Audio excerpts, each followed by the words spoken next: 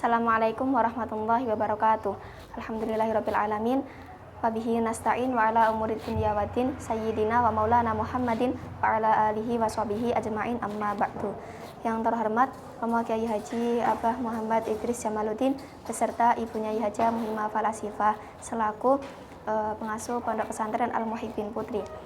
Yang kami hormati Ustadz Ahmad Nidhomi selaku guru pengampu tafsir tematik. Dan yang saya hormati orang tua saya yang selalu mendoakan dan mensupport saya di sini. Tak lupa dengan teman-teman saya yang saya sayangi dan berbahagia. Perkenalkan, nama saya Tiffany Dwi Rohmania dari kelas 6B. Saya akan mempresentasikan hikmah poligami dalam Islam. Di sini ada 4 poin. Langsung saja yang pertama yaitu makna global. Di sini Allah berfirman dalam Quran surat An-Nisa ayat 1-4.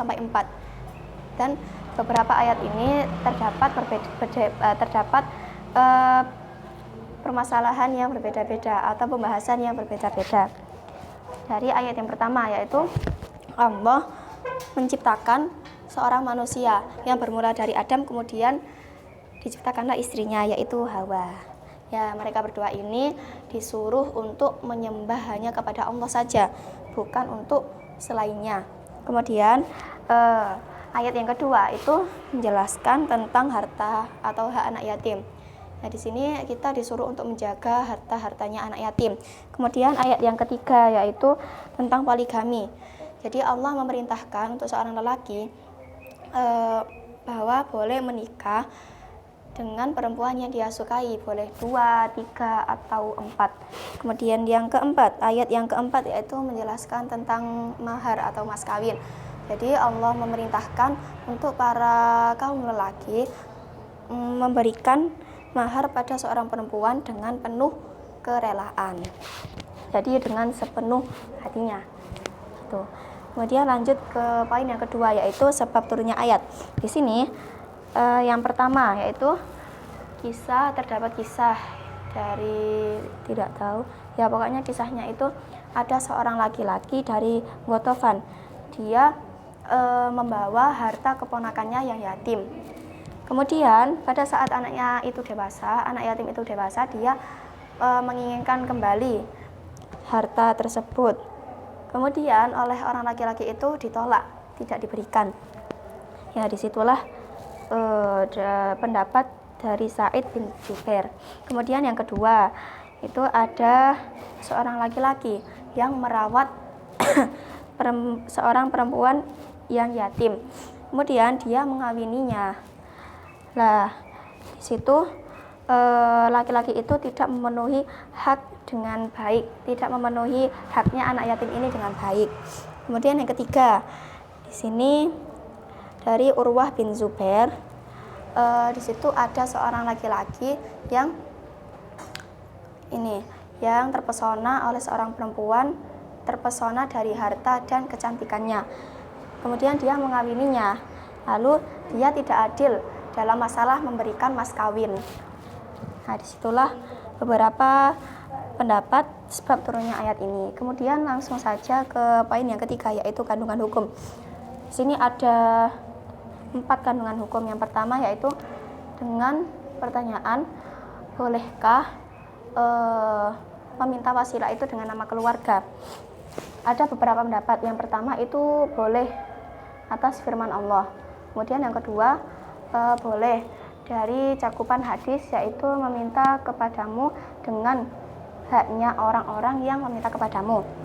Jadi intinya kan orang-orang, jadi terserah orangnya itu siapa, boleh dengan atas nama keluarga. Terus yang ketiga itu sebagian ulama itu memakruhkannya dengan ayat, yaitu hendaknya bersumpah itu dengan nama Allah, tidak selainnya. Jika tidak dengan menyebut nama Allah, maka lebih baik diam.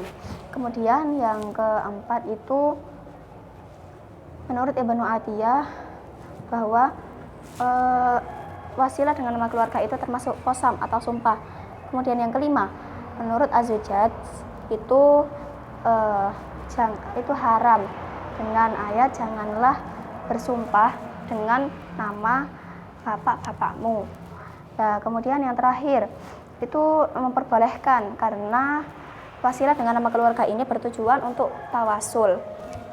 Nah, kemudian kandungan hukum yang kedua yaitu bolehkah harta anak yatim itu diberikan sebelum dewasa? Nah, di sini dari ayat wabtalul yatama hatta idza balagun nikah al-ayah. Di sini ada dua pandangan. Pandangan yang pertama itu yatim jika dia baligh. Itu dia harus memiliki kecerdasan. Kemudian pandangan yang kedua yaitu yatim jika dia masih kanak-kanak, maka belum baligh.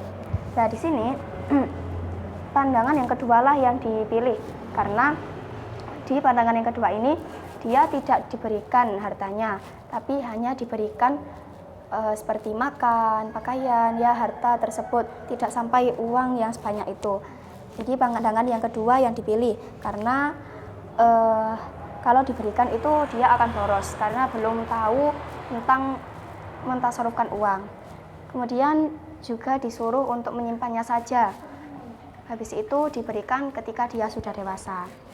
Ya, lanjut ke kandungan hukum yang ketiga. Pertanyaannya yaitu kawin itu hukumnya wajib atau mubah. Ya, di sini ada dua pendapat. Yang pertama dari madhab Zahiri.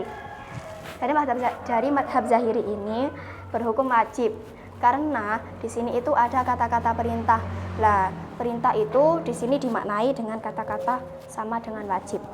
Kemudian pendapat yang kedua yaitu Imam Fakhr Ar-Razi. Dia berpendapat bahwa jika ada seseorang yang tidak mampu, maka tidak wajib untuk kawin.